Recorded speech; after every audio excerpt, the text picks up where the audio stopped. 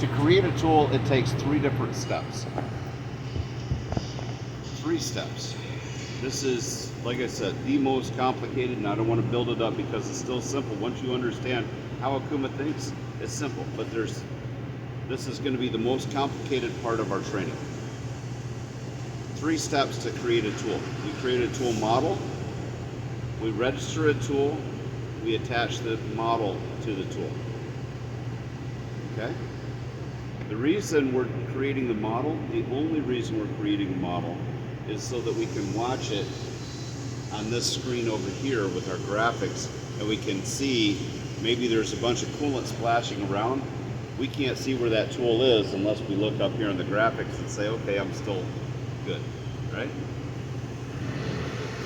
Okay, for creating the model, don't think anything about these blue buttons, these buttons, what's on the screen over here. We're going to get to like a pop-up window. The pop-up windows are over here. This is called your vertical menu bar.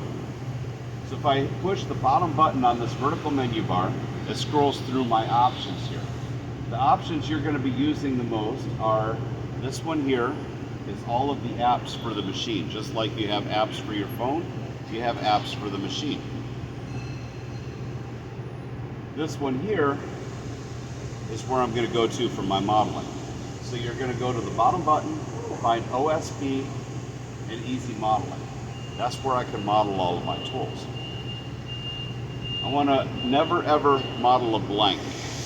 Blank is your stock, and I'll show you how to set up your stock graphics. It's very quick and easy, right? We're going to model tools. So as soon as I say Easy Modeling and Tools, I'm going to say New. Do I want to have a turning tool or a rotating tool? That is not whether you're using live tooling or the spindle, right? This has nothing to do with which spindle is turning. This has to do with the shape of the tool. So even if you had a drill and a static holder and you were using the main spindle, it's still going to be a rotating tool because it's a drill. Make sense? Right now I'm going to go with the turning tool. And if you touch over here, you can arrow up and down and kind of see a picture of what type of tool am I building. I'm going to build a regular 80-degree tool. Say OK. It gives me a picture down here of what it's asking for. Say A1 is an 80-degree tool. I know that has a 5-degree release. L1 doesn't matter, that's the length of the tool, unless I'm doing a drill or a boring bar. Then I want to make it accurate within, say, 15 thou, 20 thou, something like that. Because I want to see when I'm watching the graphics, if I set that drill too short or that boring bar too short and it disappears in the part, I know I'm about to crash, right? So other than that, if I'm doing a stick tool, I don't care if it's 2 inches or 4 inches. It has nothing to do with whether I'm going to crash, right? So I usually put those, say, at 4 inches. Bite width, we're using 1-inch stick tools. Bite width D2, well, I know an 80-degree turn tool is usually about 1.25 inches. Doesn't really matter a whole lot. Nose radius, 32 thou.